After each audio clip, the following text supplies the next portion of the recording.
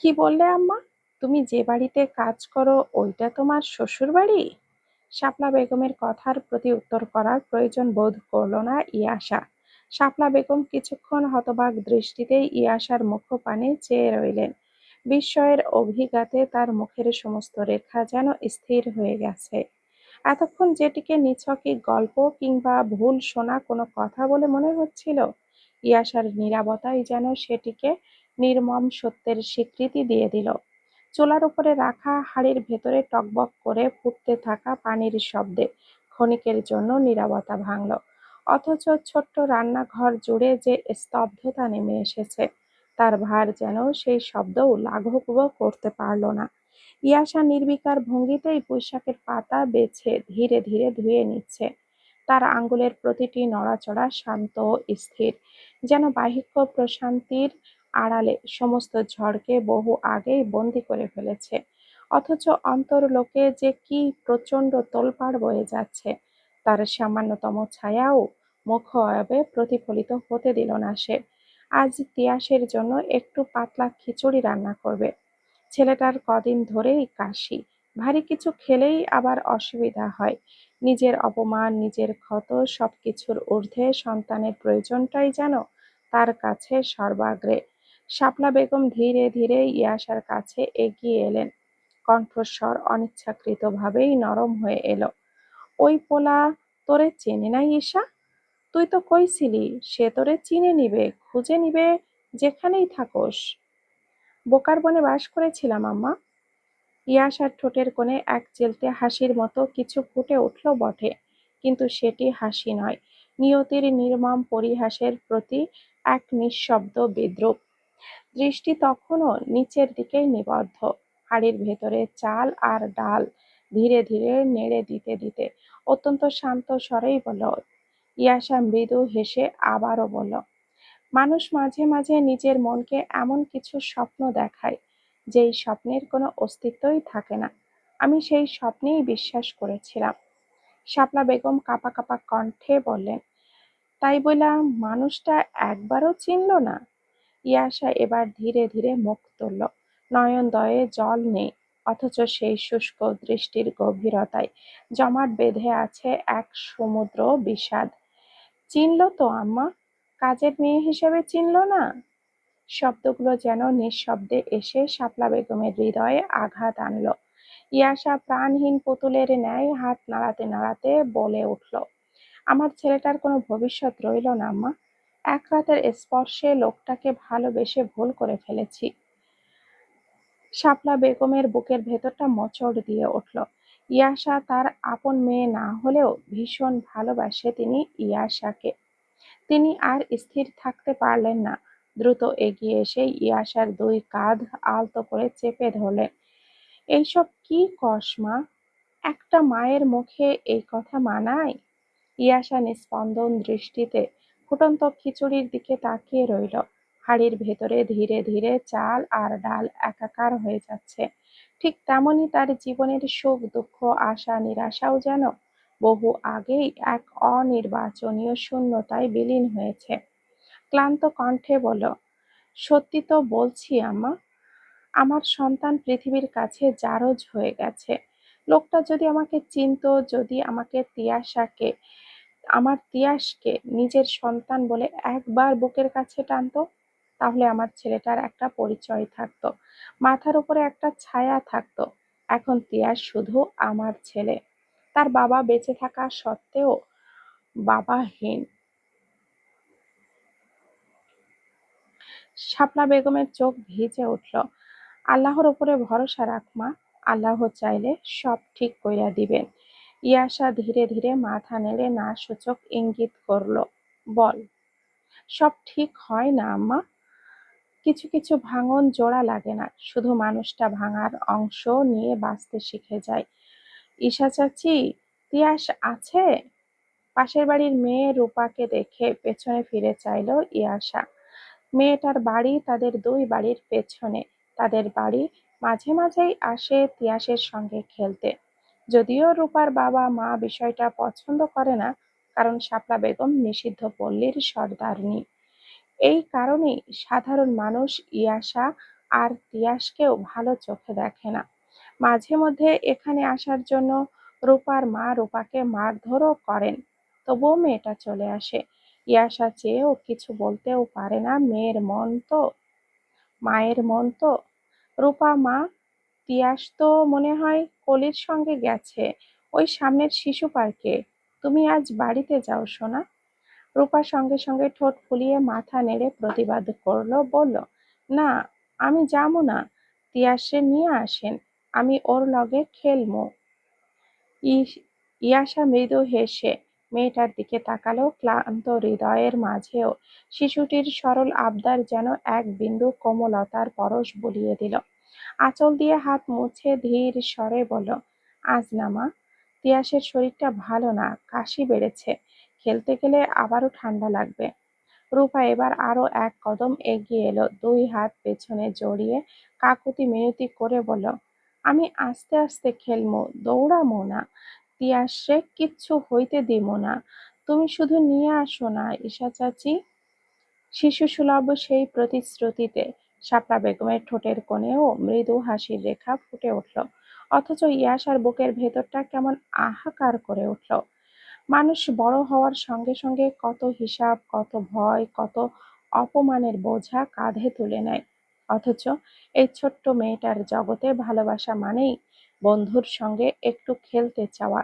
মেয়েটার দিকে তাকিয়ে বলেন, আম্মা, যা, আমার নাতিরে নিয়ে আয়।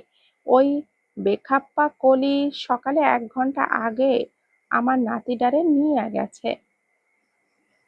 শাপলা বেগমের কথায় ইয়াসা কিছুক্ষণ নিশ্চুপ দাঁড়িয়ে রইল। হাঁড়ির ভেতরে খিচুড়ি তখনও টুপটাপ শব্দ তুলে ফুটছে। একবার সেই দিকে তাকালো, তারপর নিঃশব্দে চুলার আঁচটা একটুখানি কমিয়ে দিল। মৃদু স্বরে বলল, ঠিক আছে, তুমি খিচুড়িটা নাড়ো, আমি নিয়ে আসছি। রূপা আনন্দে লাফিয়ে উঠল, বলল, আমি যাবো চাচি। না মা, তুমি এখানে বসো, আমি আসছি, বলে ছেলের উদ্দেশ্যে বেরিয়ে গেল। আজ রেহমান বাড়ি থেকেই তাড়াতাড়ি চলে এসেছিল শেহতাজের সঙ্গে ওই ঘটনার কারণে। এসে থেকেই ছেলেকে দেখেনি। কলি ওর বান্ধবী হয়, মাঝে মাঝেই এভাবে ছেলেকে নিয়ে উধাও হয়ে যায়। শিশু পার্কের লোহার ফটক পেরিয়ে ভেতরে প্রবেশ করতেই চারিদিকে দৃষ্টি ছড়িয়ে দিল সে। দোলনায় কয়েকজন শিশু উল্লাসে দুলছে, কেউ বা স্লাইড বেয়ে নেমে আবারও দৌড়ে ওপরে উঠছে। বেঞ্চে বসে গল্প করছেন কয়েকজন অভিভাবক, কিন্তু কোথাও তিয়াস নেই। ইয়াসার কপালে সূক্ষ্ম ভাঁজ পড়ল। চারিদিকে আরো একবার চোখ বুলিয়ে সে সামনের দিকে এগিয়ে গেল। ঠিক তখনই দূরে কৃষ্ণচূড়া গাছের নিচে দাঁড়িয়ে থাকা কলিকে দেখতে পেল। স্বস্তির নিঃশ্বাস ফেলতে গিয়েও থমকে গেল। কলি একা, তিয়াস তার সঙ্গে নেই। মুহূর্তেই ইয়াসার বুকের ভেতরটা ধক করে উঠল। ছুটে যেতে যেয়েও থমকে দাঁড়ালো, সম্মুখের দৃশ্য দেখতে পেল। সবুজ ঘাসের ওপরে প্রাণ খোলা হাসিতে দৌড়াচ্ছে তিয়াস। তার ক্ষুদ্র দুটি হাত কখনো সামনে বাড়িয়ে দিচ্ছে, কখনো আবার খিলখিল করে হেসে পেছনে ফিরে ছুটে যাচ্ছে।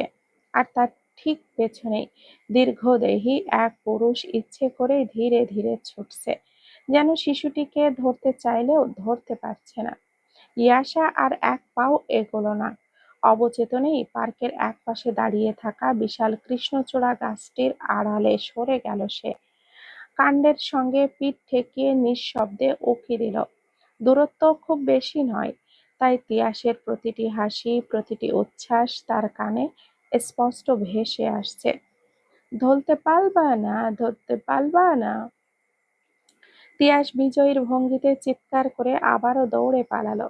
শেহতাজ হাঁপানোর ভান করে 2 হাত হাঁটুর উপরে রেখে বলল, আরে বাবা, তুমি তো খুব ফাস্ট, আমি সুপারম্যান। কথাটা বলেই তিয়াস আবারও খিলখিল করে হেসে উঠল। সেই হাসির নির্মল ধ্বনি শুনে অনিচ্ছা সত্ত্বেও ইয়াসার ঠোঁটের কোণে এক ক্ষীণ হাসির রেখা ফুটে উঠল। কিন্তু পরক্ষণেই হাসিটুকু মিলিয়ে গেল। অদ্ভুত এক অনুভূতি তাকে গ্রাস করলো।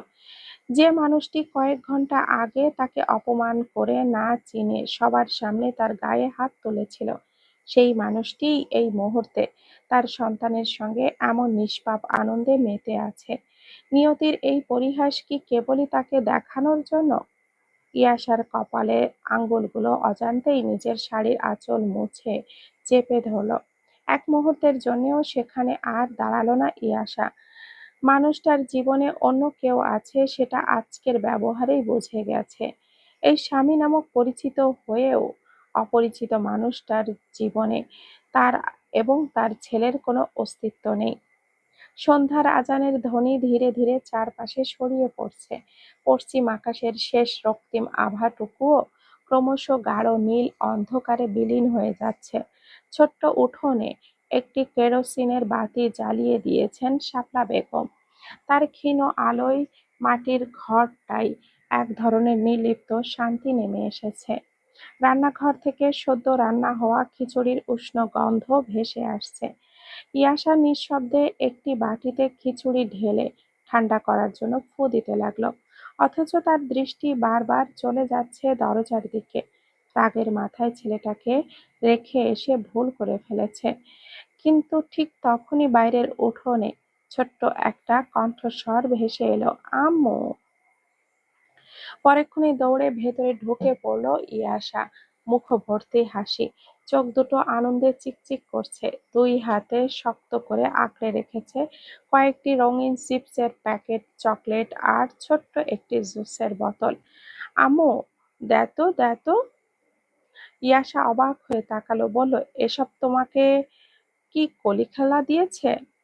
তিয়াস গর্ব ভরে বুক ফুলিয়ে বলল, আজ আমার সাথে খেলতে একটা আঙ্কেল এসেছিল, সেই দিছে। ইয়াসার মুখের রক্ত সরে গিয়ে ফ্যাকাশে হয়ে এলো। চোখ দুটি অস্বাভাবিক কঠোরতায় সংকুচিত হলো। এক ঝটকায় তিয়াসের হাত দুটো শক্ত করে চেপে ধরে টান মেরে সবকিছু মাটিতে ফেলে দিল সে। তিয়াস বিস্ফোরিত চোখে তাকিয়ে রইল। কি ঘটল সে যেন কিছুই বুঝে উঠতে পারল না। কম্পমান কণ্ঠে দীর্ঘদিনের অবদমিত ক্ষোভের প্রচ্ছন্ন অগ্নিস্ফুলিঙ্গ চেঁচিয়ে উঠল ছোট্ট প্রাণটার ওপর। বলেছি না, অচেনা লোকের থেকে কিছু নিবে না। এত খাই খাই করো কেন তুমি, হ্যাঁ? আমি তোমাকে খেতে দিই না? কিন্তু ইয়াসের বুকে ভেতরে যেন জমে থাকা অপমান, বঞ্চনা আর অসহায়তার যে অগ্নিগিরি এতক্ষণ নীরবে জ্বলছিল, তার লাভা যেন অজান্তেই ছিটকে পড়ল নিরপরাধ শিশুটির ওপর। সে তিয়াসের ছোট্ট বাহু শক্ত করে ধরে ঝাঁকিয়ে বলল, যা দেখবা তাই খাওয়া লাগবে তোমার। আজ থেকে কিচ্ছু পাবে না তুমি। ওই পার্কেও যাবে না। তিয়াস এবার হাউমাউ করে কেঁদে উঠল। ফুঁপিয়ে কাঁদতে কাঁদতেই মাটিতে বসে পড়ল। ঠিক তখনই শাপলা বেগম তড়িঘড়ি করে এগিয়ে এসে ইয়াসার হাতটা সরিয়ে দিলেন।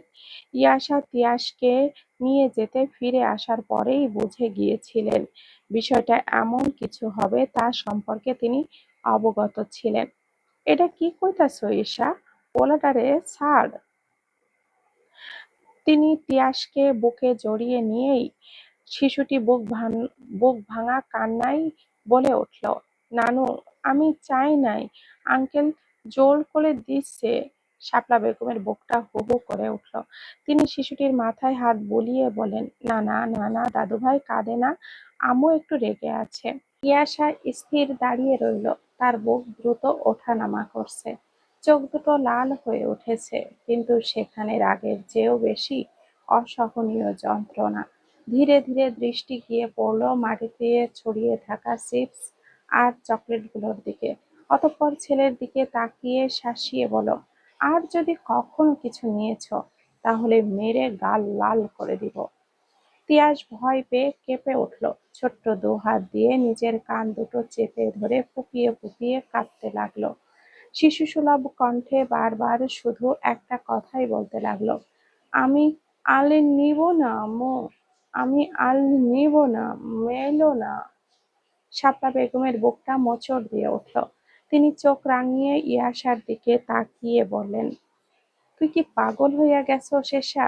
রাগ ওই পোলার বাপের ওপর, আর তার ঝাড়তাছস এই নিষ্পাপ বাচ্চাটার ওপরে? এইটুকুন একটা পোলা বুঝবো কেডা আপন আর কেডা পর? ইয়াসা কোনো উত্তর দিল না। বুকটা দ্রুত ওঠানামা করছে। নিজেরই কণ্ঠস্বর যেন তার কানে বিষের মতো লাগছে। অথচ মুখ দিয়ে আর কোনো শব্দ বের হলো না। তিয়াস নানুর বুকের ভেতরে মুখ লুকিয়ে কাঁদতে কাঁদতে কাঁপা কাঁপা কণ্ঠে বলল, আম্মু আমাকে আর ভালোবাসে না। কথাটা ইয়াসার অন্তরস্থল ভেদ করে বেরিয়ে যায়, কিন্তু বাহিরে প্রকাশ হতে দিল না। ছেলের জীবনে ওই মানুষটাকে আসতে দিবে না, দরকার নেই তার জন্য বাবার। আজ একজন অচেনা মানুষের দেওয়া চকলেট নিয়েছে, কাল যদি সেই মানুষটার সঙ্গে যেতে চায়, যদি একদিন সত্যিটা জানার আগেই শেহতাজ তার জীবনের অধিকার ফলাতে আসে, যে মানুষ তাদের চিনতেই পারেনি, তার কোনো অধিকার নেই ইতিহাসের ওপর। নিজের বুকের ভেতরের মাতৃত্বকে পাথর চাপা দিয়ে ইয়াসা কঠিন স্বরে বলল, কান্না বন্ধ করো, ভুল করলে শাসন খেতেই হয়। শাপলা বেগম বিস্ময়ে তাকিয়ে রইলেন। তুই কি মানুষ নাকি পাথর হইয়া গেছস ঈশা? ইয়াসা নিঃশব্দে মাটিতে পড়ে থাকা চিপসের প্যাকেটগুলোর দিকে তাকালো, তারপর একে একে সবগুলো তুলে নিয়ে চুলার পাশে রাখা ময়লার ঝুড়িতে ছুঁড়ে ফেলল। তিয়াস ফুঁপিয়ে উঠে হাত বাড়িয়ে বলল, আম্মু ওগুলো ফেলো না, আঙ্কেলটা ভালো। কথাটা শেষ হতেই ইয়াসার জল শক্ত হয়ে উঠল, কর্কশ গলায় বলল, এই নামটা আর কোনোদিনও আমার সামনে বলবা না। মায়ের কণ্ঠের এমন কঠোরতা দেখে তিয়াস ভয়ে সঙ্গে সঙ্গে মুখ চেপে ফেলল। শাপলা বেগম এবার আর চুপ থাকতে পারলেন না, বলল, তুই যেই মানুষটার উপরে রাগ করছস, সে যদি দোষীও হয়, তাই বইলা এই নিষ্পাপ বাচ্চাটারে শাস্তি দিস না। মা বাপের পাপের বিচার আল্লাহ করেন, সন্তান রে না। ইয়াসা তেমন কোনো উত্তর দিল না। তিয়াসকে জোর করে নিজের কোলে এনে খিচুড়ি খাওয়ানোতে মন দিল। দিল দিল তিয়াসা ভয়ে ঠোঁট ফুলাতে যেও মায়ের চোখ রাঙানি দেখে থমকে গেল। রাতের গভীরতা কেটে ভোরের প্রথম আলো ধীরে ধীরে জানালার পর্দা ভেদ করে শেহতাজের কক্ষে ঢুকে পড়েছে। গভীর ঘুমের মাঝেই হঠাৎ শেহতাজের ভুরু কুঁচকে উঠল। মনে হলো কেউ যেন তার কপালে আলতো করে হাত বুলিয়ে দিচ্ছে। সেই স্পর্শ ধীরে ধীরে নেমে এলো গাল বেয়ে কাঁধে। পরেক্ষণেই তার পুরো শরীরে অস্তিত্বে কেঁপে উঠল। বুকের ভেতরে এক অদ্ভুত গা গোলানো অনুভূতিতে ছড়িয়ে পড়ল। নিঃশ্বাস ভারী হয়ে এলো, যেন সেই স্পর্শ তাকে শ্বাসরুদ্ধ করে দিচ্ছে।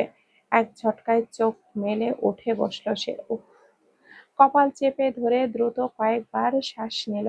মুখমণ্ডল ঘামে ভিজে গেছে। পাশে থাকা মেয়েটাকে তীব্র ধাক্কায় দূরে সরিয়ে দিল। রুহানি, তুই? আহ! নারী কণ্ঠের চাপা আর্তনাদ ভেসে উঠতেই মেয়েটি বিছানা থেকে প্রায় গড়িয়ে মেঝেতে পড়ে গেল। শেহতাজ দ্রুত বিছানা ছেড়ে উঠে দাঁড়ালো, চোখ দুটি রক্তিম ক্রোধে জ্বলছে। মেঝেতে পড়ে থাকা মেয়েটি ব্যথায় কুঁকড়ে গিয়ে বিস্মিত চোখে তার দিকে তাকালো। মেঝেতে পড়ে থাকা মেয়েটি ব্যথায় কুঁকড়ে গিয়ে বিস্মিত চোখে তার দিকে তাকালো। শেহতাজ? রুহানির কষ্ট করে উঠে বসে কাঁপা কাঁপা কণ্ঠে বলল, আমি তো শুধু চুপ। বজ্র কঠিন কণ্ঠে ধমক দিয়ে উঠল শেহতাজ, কে তোকে আমার রুমে ঢুকতে বলেছে? রুহানি ভয়ে থরথর করে কেঁপে উঠল, তবুও নিজের সবটুকু সাহস সঞ্চয় করে বলল, দুদিন বাদে তো এই ঘর আমারই হবে, আমি তোমার বউ হব, তাহলে সমস্যা কি? রুহানির কথাটা শেষ হতেই শেহতাজের চোয়াল শক্ত হয়ে উঠল। চোখের মণি দুটো হিংস্র জন্তুর মতো সংকুচিত হয়ে এলো। ঘৃণায় যেন তার সমস্ত শরীর কেঁপে উঠছে। ধীর পায়ে এগিয়ে এসে বিছানার পাশে দাঁড়ালো সে, কণ্ঠস্বর নিচু, কিন্তু সেই নিচু স্বরেই ছিল ভয়ঙ্কর শীতলতা। এই কথাটা আবার বল। রুহানি শুকনো ঢোক গিলল। লোকটাকে স্পর্শ করে ভুল করে ফেলেছে। শেহতাজ ছোট থেকেই নিজের মায়ের থেকে অন্য মেয়েদের স্পর্শ সহ্য করতে পারে না। তবুও ঠোঁটে জোর করে হাসি টেনে এনে বলল, আমি আমি তো সত্যি বলছি, আন্টিও তো চান আমাদের বিয়ে হোক। দুদিন পর আমি। স্টপ! একটি শব্দেই বাকিটুকু থেমে গেল। শেহতাজ ধীরে ধীরে নিজের দুই হাতের দিকে তাকালো। কয়েক মুহূর্ত আগেও রুহানির স্পর্শ সেখানে লেগেছিল। পরক্ষণে বিরক্তি আর বিতৃষ্ণায় দ্রুত ওয়াশরুমের দিকে এগিয়ে গেল। কল খুলতেই বরফ শীতল পানির প্রবল বেগে হাতের ওপরে আছড়ে পড়তে লাগলো। সে একবার, দুবার, তিনবার বারবার হাত ধুতে লাগলো, যেন সেই স্পর্শ চামড়ার ভেতরে গেঁথে গেছে। রুহানি বেকুবের মতো চেয়ে রইল। এতটা রিয়াক্ট করবে ভাবেনি রুহানি। ওয়াশরুম থেকে বেরিয়ে এসেও তার অস্বস্তি কাটল না। কপালের শিরাগুলো টান টান হয়ে আছে। রুহানি এবার সাহস করে আবারও বলল, এতটা রিয়াক্ট করার কি আছে? আমি তো তোমার হবু। শেহতাজ কিছু বলতে যাবে তার আগেই দৃষ্টি যাবে দরজার দিকে। ইয়াশাকে দেখে চোখজোড়া চকচক করে ওঠে। আজকে মেয়েটার কাছে যেভাবেই হোক মাপ চাইতে হবে। শেহতাজ আর এক মুহূর্তও দেরি করল না। রোহানীকে উপেক্ষা করে ছুটে গেল ইয়াশার পেছনে। ইয়াশা এসে থামল গার্ডেনে। বেশ বিরক্ত সে। লতা বেগম বাড়ির মালির কাজ থেকে শুরু করে সব কাজই আজকাল তাকে দিয়েই করিয়ে নেন। শোনো। ইয়াশার পদক্ষেপ থেমে গেল, তবে ফিরে তাকালো না। পরক্ষণে শেহতাজ এসে তার সামনে দাঁড়ালো। তাড়াহুড়ো করে ছুটে আসায় নিঃশ্বাস কিছুটা ভারী হয়ে উঠেছে। শেহতাজ ব্যগ্র কণ্ঠে বলল, কাল কাল যা হয়েছে আমি। সরে দাঁড়ান স্যার। শান্ত অথচ নির্লিপ্ত কণ্ঠে কথাটা বলল ইয়াশা। শেহতাজ থমকে গেল, কিন্তু হার মানল না। একটু শোনো প্লিজ, আমার কাজ আছে। ইয়াশা পাশ কাটিয়ে চলে যেতে চাইলে শেহতাজ অজান্তেই তার পথ রোধ করে দাঁড়ালো। তবে এবার আর তার স্পর্শ করার সাহস হলো না। গভীর স্বরে বলল, আমি জানি আমি ভুল করেছি। তোমার গায়ে হাত তোলা উচিত হয়নি। আমি আমি সত্যি দুঃখিত। হবু স্বামীকে বাড়ির একজন সাধারণ কাজের মেয়ের পেছন পেছন ঘুরঘুর করতে দেখে আক্রোশে ফেটে পড়ল রুহানি। সেই সকাল থেকেই খেয়াল করছে সে শেহতাজে তাকে উপেক্ষা করে ইয়াশা নামক কাজের মেয়েটার পেছনে পেছনে ঘুরছে। তার থেকেও বেশি রাগ হচ্ছে মেয়েটার সৌন্দর্য দেখে। শেহতাজের মতি গতি একদমই সুবিধার ঠেকছে না রুহানির নিকট। নিজের ফুপুর ওপর ভীষণ রাগ হলো রুহানির। যে বাড়িতে এতগুলো অবিবাহিত পুরুষ আছে, সেখানে এমন সুন্দরী যুবতী কাজের মেয়ে রাখার কি প্রয়োজন? না, এভাবে চলতে দেওয়া যাবে না। এমন অবহেলা রুহানি জীবনে কখনো সহ্য করেনি। সে ছোটবেলা থেকেই জানে শেহতাজ একদিন তারই হবে। দুই পরিবারের সম্মতিতে বহু আগেই তাদের বিয়ের কথা প্রায় চূড়ান্ত। তাই শেহতাজের ওপর নিজের অধিকার নিয়েও তার কখনো সংশয় ছিল না। কিন্তু আজ সেই আত্মবিশ্বাসে প্রথমবারের মতো ফাটল ধরেছে। না, এই মেয়েকে এই বাড়ি থেকে বের করতেই হবে। এটা ভেবেই রুহানি ইয়াশার খোঁজে ছাদের দিকে রওনা হলো। কয়েক মুহূর্ত পূর্বে কাপড় নিয়ে মেয়েটাকে ছাদে যেতে দেখেছিল সে। দুপুরের রোদ কিছুটা নরম হয়ে এসেছে। হালকা বাতাসে তার মেলা মেলা কাপড়, ভেজা কাপড়গুলো দুলছে। সেই কাপড়গুলোর মাঝখানে দাঁড়িয়ে এক মনে কাপড় মেলছিল ইয়াশা। মাথার আঁচলটা কাঁধে নেমে এসেছে। কপালের পাশে এলোমেলো কিছু চুল বাতাসে উঠছে। নিজের কাজে এতটাই নিমগ্ন যে রুহানির আগমনও টের পেল না। রুহানি কয়েক মুহূর্ত স্থির হয়ে দাঁড়িয়ে রইল। মেয়েটার শান্ত মুখশ্রী দেখেই যেন তার ভেতরের ঈর্ষা আরো তীব্র হয়ে উঠল। চোয়াল শক্ত করে ঠান্ডা গলায় ডাকল, ইয়াশা শোনো। ইয়াশার হাত থেমে গেল। ধীরে ধীরে ঘুরে দাঁড়িয়ে ভদ্রভাবে মাথা নুইয়ে বলল, জি ম্যাডাম। দুই হাত বুকের কাছে ভাঁজ করে তার সামনে এসে দাঁড়ালো রুহানি। ভুরু যুগল কুঞ্চিত করে বলল, এই বাড়িতে কতদিন ধরে কাজ করো? কয়দিনই হলো। ও তাই নাকি? ঠোঁট বাঁকিয়ে তাচ্ছিলের হাসি হাসল রুহানি। বলল, কয়েক কয়েকদিনেই তো দেখি অনেকের নজরে পড়ে গেছো। মেয়েটার তাচ্ছিল্যপূর্ণ কথার অর্থ বুঝল না ইয়াশা। ভুরুকুটি করে বলল, আপনি কি বলতে চাইছেন ম্যাডাম? আমি কি বলতে চাইছি সেটা নিশ্চয়ই বুঝতে পারছো। এত নিরীহ সাজতে হবে না। ইয়াশা কয়েক মুহূর্ত নীরব রইল। তারপর অত্যন্ত সংযত কণ্ঠে বলল, আমি সত্যি বুঝতে পারছি না। রুহানি তার ছেলের হাসি হেসে আরো এক পা এগিয়ে এলো। তাহলে শুনে রাখো, শেহতাজ আমার হবু স্বামী। ছোটবেলা থেকেই সবাই জানে আমাদের বিয়ে হবে, তাই ওর আশেপাশে ঘোরাঘুরি করার দরকার নেই। ইয়াসার চোখে ক্ষণিকের জন্য এক অদ্ভুত নিস্পৃহতা খেলে গেল। অতীতের অসংখ্য দহন যেন মুহূর্তের জন্য তার অন্তরলোকে জেগে উঠেও পুনরায় স্তব্ধ হয়ে গেল। সে শান্ত স্বরেই বলল, আমি কারোর আশেপাশে ঘুরি না ম্যাডাম, আমি শুধু আমার কাজ করি। রুহানি ঠোঁট বাঁকিয়ে হেসে উঠল, ব্যঙ্গ করে বলল, সব মেয়েই প্রথমে এই একই কথাই বলে, কিন্তু আজ সকাল থেকে দেখছি শেহতাজ তোমার পেছনে ঘুরছে। ব্যাপারটা আমার একদমই ভালো লাগছে না। ইয়াশা বিরক্ত বোধ করছে এই মুহূর্তে এই মেয়ের ছ্যাঁচড়ামি দেখে। নিজের হবু স্বামীকেই সংযত রাখতে পারে না, আবার অন্য একজনকে সতর্কবাণী শোনাতে এসেছে। সকালে মেলা কাপড়গুলো দড়ি থেকে তুলে দরজার দিকে অগ্রসর হতে হতে রুহানির উদ্দেশ্যে বলল ইয়াশা, আমার কাজ আছে ম্যাডাম। বলেও আর সেখানে এক মুহূর্তও দাঁড়ালো না। রুহানির মুখমণ্ডল মুহূর্তেই ক্রোধে বিকৃত হয়ে উঠল। তাকে উপেক্ষা করার দুঃসাহস আজ পর্যন্ত কেউ দেখায়নি, কিন্তু সামান্য একজন কাজের মেয়ে হয়ে ছুটে গিয়ে এক ঝটকায় ইয়াসার হাত থেকে কাপড়ের স্তূপটা কেড়ে নিয়ে মাটিতে ছুঁড়ে ফেলল রুহানি। সুতি আর সিল্কের ধোয়া কাপড়গুলো মুহূর্তেই ছাদের ধুলোবালিতে মাখামাখি হয়ে গেল। চমকে উঠে থমকে দাঁড়ালো। তার শান্ত চোখের মণি দুটো অবচেতনেই কিঞ্চিৎ সংকুচিত হলো। আপনার সমস্যা কি ম্যাডাম? রুহানি দাঁতে দাঁত চেপে তর্জনী উঠিয়ে ইয়াসার মুখের সামনে দোলাতে দোলাতে বলল, আমার সমস্যা তুই? এত বড় সাহস তোর! আমি কথা বলছি আর তুই আমাকে অবহেলা করে চলে যাচ্ছিস? নিজের যোগ্যতা ভুলে গেছিস, তাই না? ইয়াশা মাটির দিকে তাকালো, ধুলোয় লুটোপুটি খাওয়া কাপড়গুলোর দিকে চেয়ে। তার বুকটা চিরে একটা দীর্ঘশ্বাস বেরিয়ে এলো। কত কষ্ট করে সকাল থেকে লতা বেগমের হুকুমে এই ভারী কাপড়গুলো কেচেছিল সে। তীব্র মানসিক যন্ত্রণার মাঝেও সে নিজেকে সংযত রাখলো।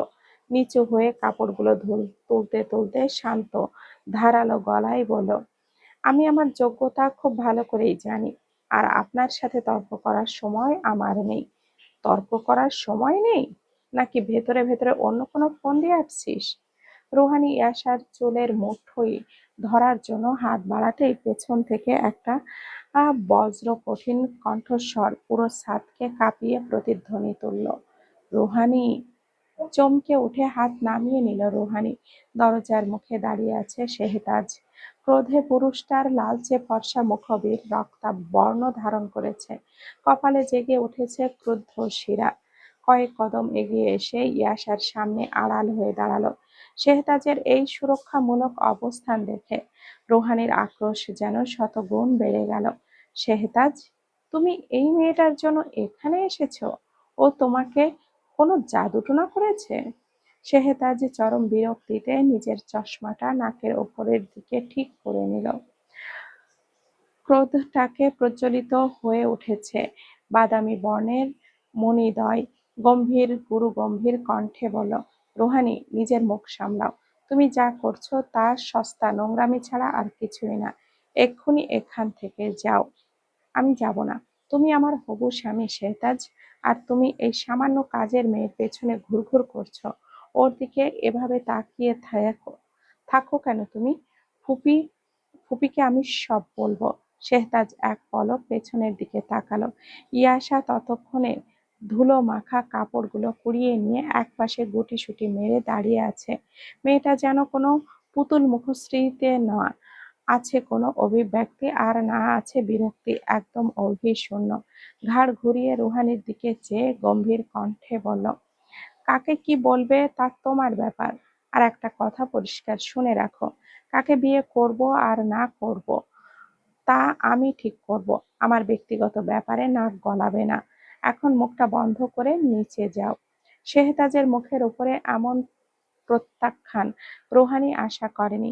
অপমানে তার ফর্সা মুখটা লাল হয়ে উঠল। লম্বা পদক্ষেপে ধূপাধাপ শব্দ তুলে নিচে নেমে গেল। রুহানির পদধ্বনি সিঁড়ির অন্ধকারে বিলীন হতেই ছাদের উপরে নেমে এলো এক অদ্ভুত নিস্তব্ধতা। বাতাসে কেবলই তারে ঝোলানো বাকি কাপড়গুলো ওড়াউড়ির শব্দ। শেহতাজ ধীর পায়ে ইয়াসার দিকে এগিয়ে গেল। তার দু হাত অপরাধ বোধে কাঁপছে। ইয়াসার গালের দিকে তাকাতেই গতকালকের সেই লালচে দাগ এখনো যেন তার চোখে ভাসল। শেহতাজ কয়েক মুহূর্ত নিশ্চুপ দাঁড়িয়ে রইল, তার দৃষ্টি নিবদ্ধ ইয়াসার দিকে। মেয়েটি মাথা নিচু করে ধুলোয় লেগে থাকা কাপড়গুলো একে একে ঝাড়ছে, যেন কিছুই ঘটেনি, অথচ তার আঙ্গুলের সূক্ষ্ম কম্পন বলে দিচ্ছে অন্তরলোকে প্রবল ঝঞ্ঝা বয়ে যাচ্ছে। গভীর নিঃশ্বাস ফেলে বলল, ইয়াসা, আমি সত্যি লজ্জিত। রোহানির ব্যবহারের জন্য আমি ক্ষমা চাচ্ছি। ইয়াসা কোনো উত্তর দিল না, কাপড়ের ভাঁজ ঠিক করতে করতেই ব্যস্ত রইল। আমার জন্য তোমাকে বারবার অপমান সহ্য করতে হচ্ছে। কাল আমি ভুল করেছি, আর এখন রুহানি। ইয়াসা কাপড়গুলো বুকে চেপে ধরে নির্লিপ্ত গলায় বলল, ক্ষমা চাওয়ার দরকার নেই স্যার। আপনাদের মতো বড়লোকদের রাগ আর ভালোবাসা দুটোই বড্ড সস্তা। গরিবের গায়ে হাত তোলা বা তাদের অপমান করাটা আপনাদের অধিকারের মধ্যেই পড়ে। কথাটা বলে ইয়াসা আর কোনো উত্তরের অপেক্ষা না করে শেহতাজকে পাশ কাটিয়ে ছাদ থেকে নেমে গেল। শেহতাজ ইজেলের মতো স্তব্ধ, কাঠের মতো সেখানেই দাঁড়িয়ে রইল। তার বুকের ভেতরটা এক অজানা হাহাকারে মোচড় দিয়ে উঠল। কেন এই সামান্য মেয়েটার প্রতিটা অবহেলা তার হৃদয়ে তীরের মতো বিঁধছে? সেই উত্তর খুঁজে পেল না শেহতাজ। অদ্ভুত অনুভূতি হচ্ছে তার, যেন মেয়েটার ক্ষমা না পেলে ওর নিঃশ্বাস আটকে মারা যাবে। কিয়ৎকাল পর নিচে আসতেই দেখল সোফায় আসীন আসীন লতা রেহমানের মুখমণ্ডল মেঘাচ্ছন্ন, আর তার পাশেই অশ্রুসিক্ত নয়নে ফুঁপিয়ে ফুঁপিয়ে নিজের অপমানের খতিয়ান পেশ করছে রুহানি। শেহতাজের পদধ্বনি কর্ণগোচর হতেই লতা বেগম তীক্ষ্ণ ও কঠোর দৃষ্টি নিক্ষেপ করলেন জ্যেষ্ঠ পুত্রের দিকে। তাই এসব কি শুনছি আমি? মায়ের কণ্ঠের সেই চেনা আধিপত্য আজ শেহতাজের কান পর্যন্ত পৌঁছালেও তার হৃদয়ে কোনো আলোড়ন সৃষ্টি করতে পারল না। সে ধীর পায়ে এসে রুহানির মুখোমুখি দাঁড়ালো। চোখ থেকে চশমাটা খুলে হাতের মুঠোয় শক্ত করে চেপে ধরে অত্যন্ত সংযত শীতল কণ্ঠে বলল, রুহানি যা বলেছে তার কতটুকু সত্য আর কতটুকু তা কাল্পনিক আক্রোশ, তা বোধহয় তোমার বুঝতে আর বাকি নেই আম্মু। লতা বেগম সোফা ছেড়ে উঠে দাঁড়ালেন, কর্কশ গলায় বলেন, মুখ সামলে কথা বলো তাইব। রুহানি এই বাড়ির হবু বউ, রেহমান পরিবারের আভিজাত্যের অংশ, আর তুই একটা সামান্য পরিচয়হীন কাজের মেয়ের জন্য নিজের বংশের মেয়েকে অপমান করলি। ওই মেয়ের এত বড় সাহস হয় কি করে যে আমার বাড়িতে দাঁড়িয়ে আমারই ভাইজের সাথে মুখে মুখে তর্ক করে? শেহতাজ অবাক হলো ভীষণ। তার মা এমন কবে থেকে হয়ে গেল? শেহতাজের জানা মতে মানুষটা কখনো এমনভাবে অহংকার দেখাননি। বিস্ময়ের সূক্ষ্ম রেখা ধীরে ধীরে তার চোয়ালে কঠোরতা হয়ে জমাট বাঁধল, যেন বহুদিনের পরিচিত এক মানুষকে হঠাৎ সম্পূর্ণ অপরিচিত রূপে আবিষ্কার করেছে। মেয়ে হয়ে আরেকজন মেয়ের প্রতি এই অবমাননাকর শব্দগুলো শেহতাজের চিত্তকে ক্রুদ্ধ করে তুলল। তার স্মৃতিতে লতা বেগম ছিলেন সংযমী, মার্জিত, ব্যক্তিত্বময় এক নারী। তিনি কখনো মানুষের অর্থ সম্পদ নিয়ে মূল্যায়ন করতেন না, অথচ আজ তার কণ্ঠে উচ্চারিত প্রতিটি শব্দে শ্রেণী বৈষম্যের বিষাক্ত অহংকার স্পষ্ট। দৃঢ় স্বরে বলল, আম্মু, রুহানি তোমার ভাইঝি হতে পারে, কিন্তু তার মানে এই নয় যে সে এই বাড়ির একজন কর্মচারীকে যা ইচ্ছা তাই বলবে। অপরাধ ইয়াসা করেনি, করেছে রুহানি। সে ছাদ অবধি গিয়ে ইয়াসাকে হেনস্থা করেছে, তার কষ্টের কাজ নষ্ট করেছে। আত্মমর্যাদা সবারই সমান আম্মু। ছেলের অকাট্য যুক্তি শুনেও আরো উত্তেজিত হয়ে উঠলেন। তার নাসিকান্দ্রে ক্রোধের স্ফীতি হলো। উত্তেজিত হয়ে বলেন, তুমি একটা উচ্ছিষ্ট মেয়ের পক্ষ নিয়ে মায়ের সাথে তর্ক করছো? তোমার বাবা ওকে দয়া করে এই বাড়িতে রেখেছে বলে কি ও মাথায় চড়ে বসবে? আজই এই মুহূর্তে আমি এই আপদটাকে এই বাড়ি থেকে দূর করব। ঠিক তখনই কিচেনের অপর পাশ থেকে শুকনো কাপড়ের ঝুড়িটা হাতে নিয়ে ড্রয়িং রুমে প্রবেশ করলো ইয়াসা। লতা বেগমের এই উচ্চ কণ্ঠের ঘোষণা তার কর্ণগোচর হলেও তার মুখমণ্ডলে বিন্দুমাত্রও ভীতি কিংবা অনুশোচনার রেখা ফুটে উঠল না। ধীর পায়ে এগিয়ে এসে ঝুড়িটা জায়গা মতো রেখে লতা বেগম লতা বেগমের দিকে চেয়ে অত্যন্ত বিনীত কণ্ঠে বলল, আপনাকে কষ্ট করে তাড়িয়ে দিতে হবে না ম্যাডাম, আমি নিজেই এই কাজ ছেড়ে দিচ্ছি। যেখানে মানুষের শ্রমের চেয়ে তার দারিদ্রতাকে বেশি উপহাস করা হয়, সেখানে কাজ করার মানসিকতা আমার নেই। পতিতাপাড়ায় থাকা সাধারণ একটা মেয়ের মুখে এহেন বড় বড় কথা শুনে ভীষণ বিরক্তি অনুভব করলো লতা বেগম। অযাচিত কোনো এক কারণে মেয়েটার চলে যাওয়ার সিদ্ধান্ত পছন্দ হলো না শেহতাজের। বক্ষপটে অজানা কারণে চাপ অনুভব করলো। একদম এগিয়ে এসে গম্ভীর কণ্ঠে জানালো, ইয়াসা, তুমি কোথায় যা কোথায় যাবে না? ভুল ভুল যার শাস্তি আর তারই হওয়া উচিত। ঘৃণা হলো মানুষটার মানবতা আর সহানুভূতি দেখে। নিজের প্রতিও বেজায় বিরক্তি অনুভব করলো ইয়াসা। কালকে থাপ্পড় মারার পরেও এই বাড়িতে আসা উচিত হয়নি তার, হয়নি তার, কিন্তু কি আর করার, সে একা হলে কখনো ফিরে আসতো না। শান্ত স্বরে বলল, আপনার একটু দয়া, আপনার এই দয়াটুকুই নিজের কাছে রাখতে দিন, সময় দিন। গতকাল আপনার হাতের আঘাতে সহেছি, কারণ আমার সন্তানের পেটের দায় ছিল। আজ আপ- আজ আপনার হবু বউয়ের ঘরের কলহ নিয়ে নিজের ঘাড়ে নেওয়ার কোনো ইচ্ছে আমার নেই। আমি চললাম। সন্তান কথাটার অর্থ বুঝল না শেহতাজ। কাউকে কিছু বলার সুযোগ না দিয়ে জীর্ণ সুতির আঁচলটা শক্ত করে গায়ে জড়িয়ে প্রধান ফটকের দিকে অগ্রসর হলো ইয়াসা। শেহতাজ থামাতে চাইল, কিন্তু দ্বিধান্বিত পদযুগল সাথ দিল না তার। ইয়াসা, দাঁড়াও! আকস্মাৎ ভেসে আসা পুরুষালী গম্ভীর কণ্ঠে থমকে যায় ইয়াসা। তবে সে পেছনে ফিরল না। প্রধান ফটকের চৌকাঠের ওপরে নিশ্চল ভঙ্গিতে দাঁড়িয়ে রইল। কণ্ঠস্বরটি শেহতাজের নয়, বরং ড্রয়িং রুমের প্রবেশদ্বারে দাঁড়িয়ে থাকা প্রবীণ গৃহকর্তা নীল রেহমান ধীর কিন্তু দৃঢ় পদক্ষেপে ইয়াসার নিকটে এসে দাঁড়ালেন। স্বামীকে দেখে হতাশ হলেন লতা বেগম। ভেবেছিলেন মানুষটা জানার পূর্বেই এই আপদটাকে এই বাড়ি থেকে বের করবে, তা না হলে আর হলো না।